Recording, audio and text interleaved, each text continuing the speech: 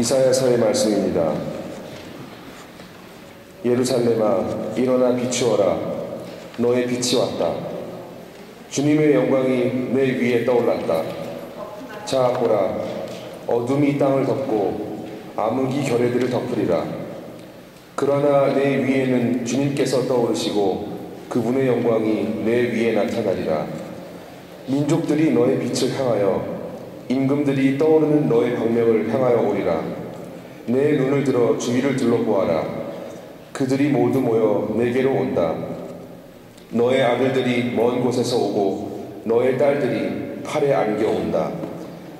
그때 이것을 보는 너는 기쁜 빛으로 가득하고 너의 마음은 두근거리며 벅차오르리라. 바다의 보화가 너에게로 흘러들고 민족들의 재물이 너에게로 들어온다. 낙타 부리가 너를 덮고 미디안과 에파의 수낙타들이 너를 덮으리라.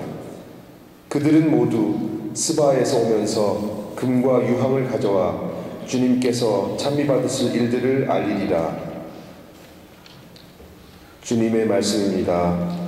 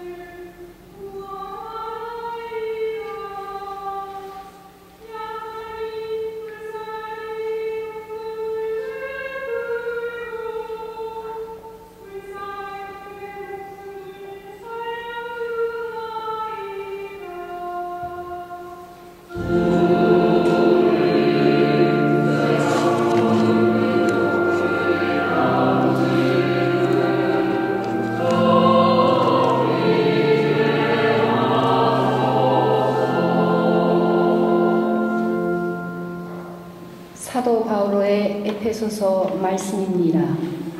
형제 여러분, 하느님께서 여러분을 위하여 나에게 주신 은총의 직무를 여러분은 이미 들었을 줄 압니다. 나는 계시를 통하여 그 신비를 알게 되었습니다. 그 신비가 과거의 모든 세대에서는 사람들에게 알려지지 않았지만 지금은 성령을 통하여 그분의 거룩한 사도들과 예언자들에게 계시되었습니다. 곧 다른 민족들도 그리스도 예수님 안에서 복음을 통하여 공동 상속자가 되고 한 몸의 지체가 되며 약속의 공동 수혜자가 된다는 것입니다. 주님의 말씀입니다.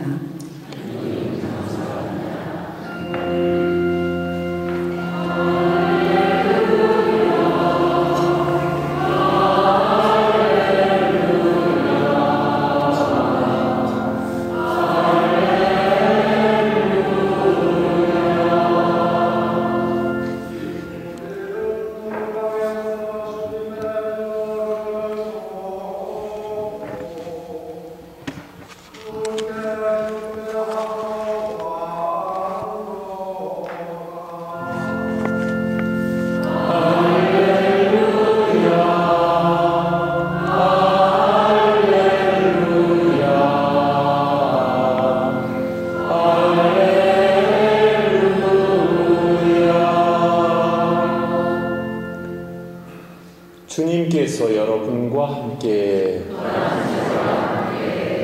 마테오가 전한 거룩한 복음입니다.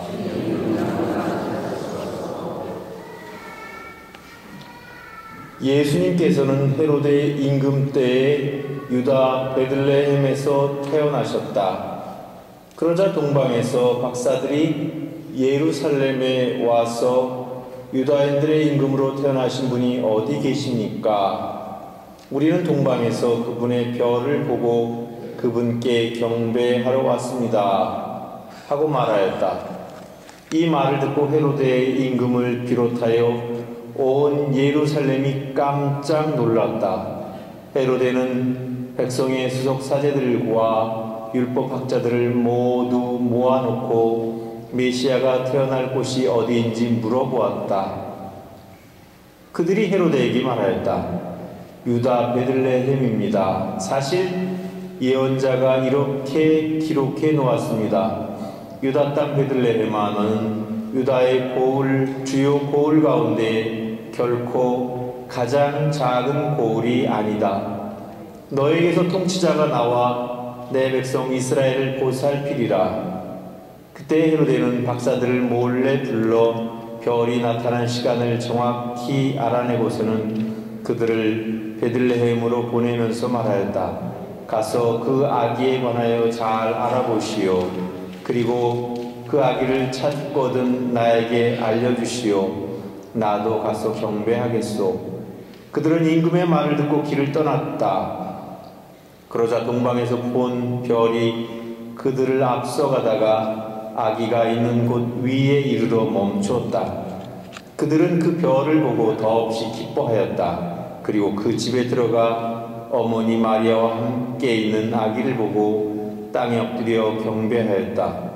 또 보물 상자를 열고 아기에게 황금과 유향과 몰약을 예물로 드렸다. 그들은 꿈에 헤로데에게 돌아가지 말라는 지시를 받고 다른 길로 자기 고장에 돌아갔다. 주님의 말씀입니다.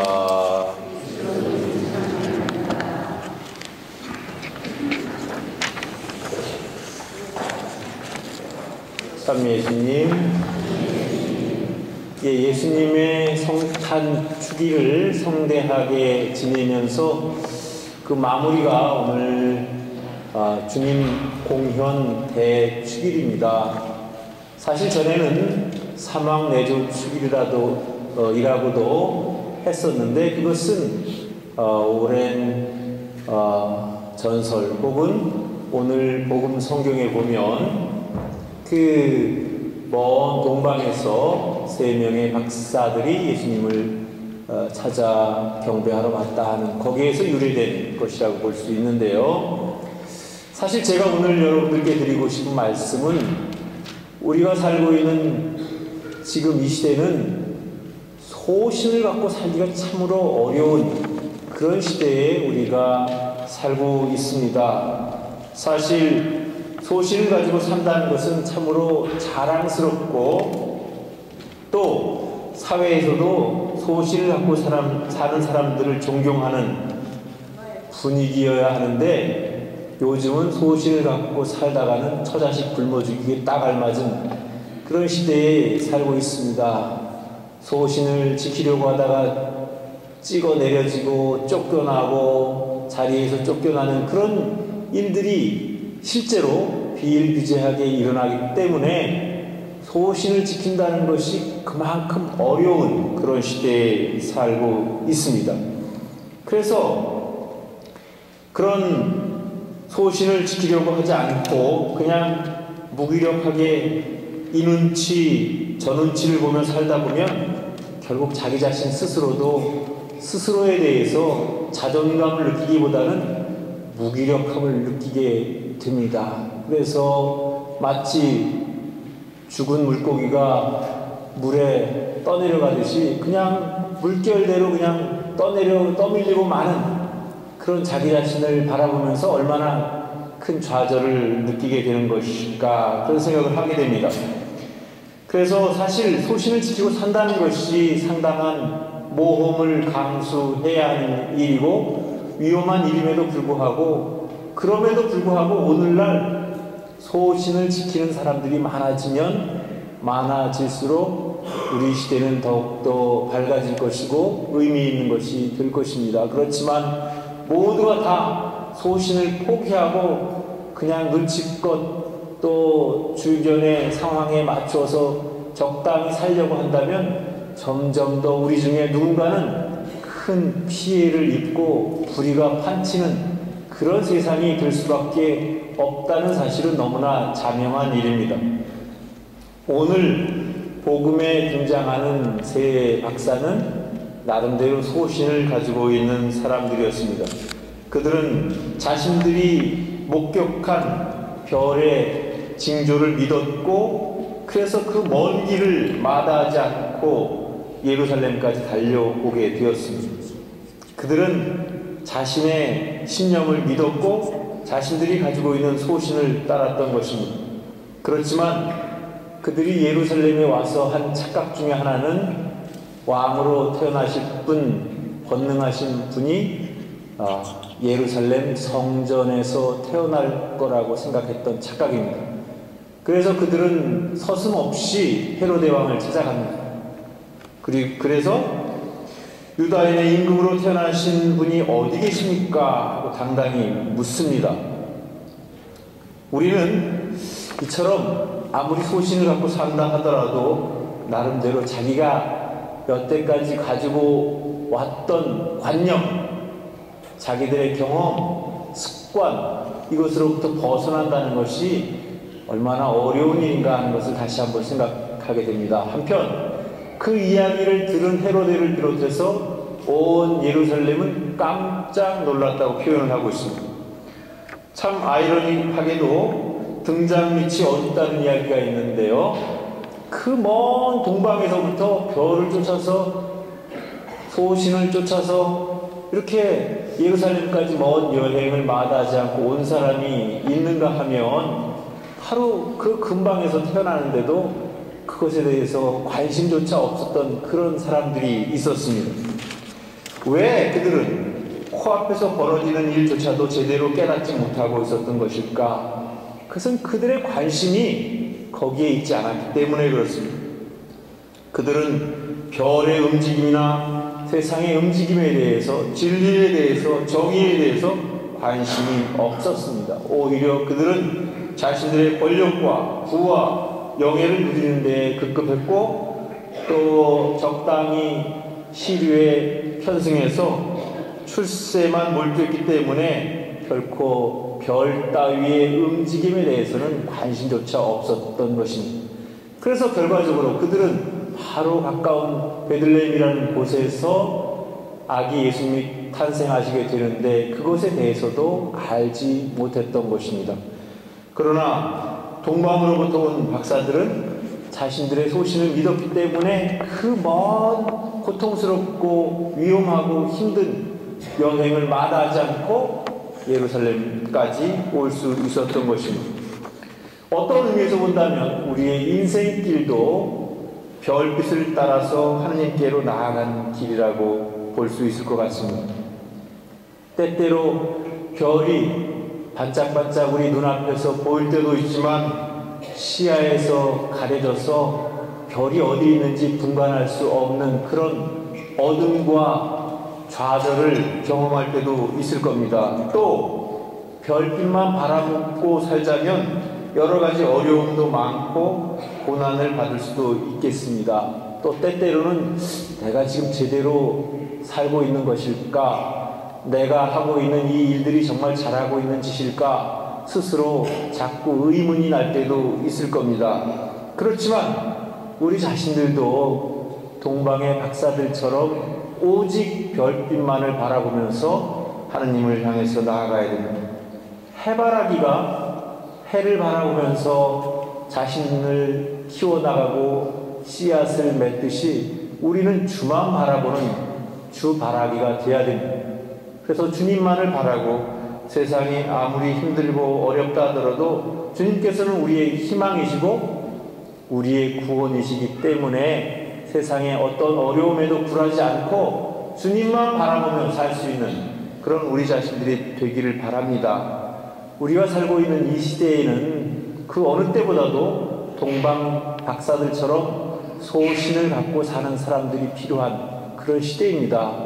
우리 모두가 다 똑같이 살 수는 없지만 그래도 나름대로 올바른 가치 기준을 가지고 하느님께서 원하시는 것이 무엇인지를 우리가 알아보기 위해서 주님만 바라보면서 그 길을 성실하게 걸어가는 우리 자신들이 되었으면 참으로 좋겠습니다. 통하여이다이다.